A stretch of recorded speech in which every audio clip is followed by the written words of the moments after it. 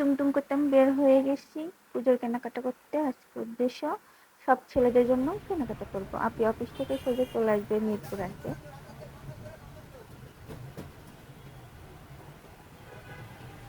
আমি যে গাড়িতে উঠে গেছি, চলে এলাম।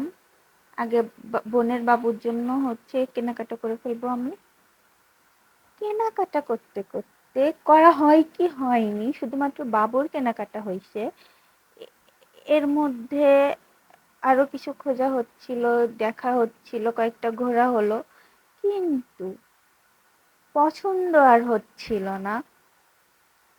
আর একটা পছন্দ হয়েছিল, না না, দুইটা পছন্দ হয়েছিল। তার মধ্যে একটা বড় হয়ে যায়, সেটা ছোট সাইজ অ্যাভেলেবল ছিল না। আর একটা ছোট হয়ে যায়, সেটার বড় সাইজ অ্যাভেলেবল ছিল না।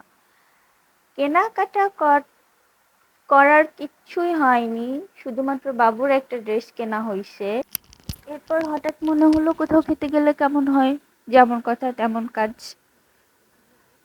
মিরপুর একেরই একটা রেস্টুরেন্ট, সনি স্কয়ারের অপোজিট একটা রেস্টুরেন্টে চলে গেলাম।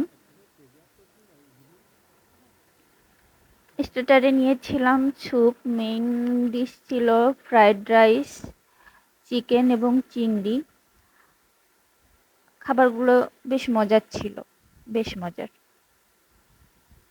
যদিও আমি এগুলো একটু কম খেতে পারি, আমার ঝাল খাবার প্রচন্ড প্রিয়।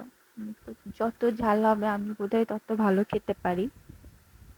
বাট আপি আর ওর ভালোই লাগছে, বলতে খেতে খেতে অবশ্য বলতেছিল যে আমার তো ফ্রাইড রাইসটা শুধু শুধু খেতেই মজা লাগতেছে।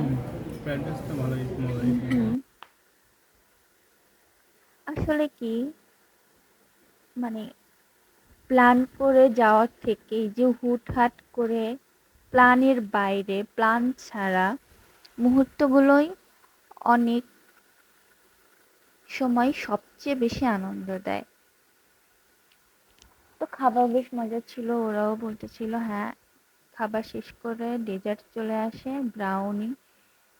ব্রাউনিওটাও বেশ মজা ছিল। আপির তো আবার মিষ্টি খুব পছন্দ, ওর খুব ভালো লাগছে খাইতে। এই যে খাওয়া দাওয়ার পর্ব শেষ। Tata, bye bye.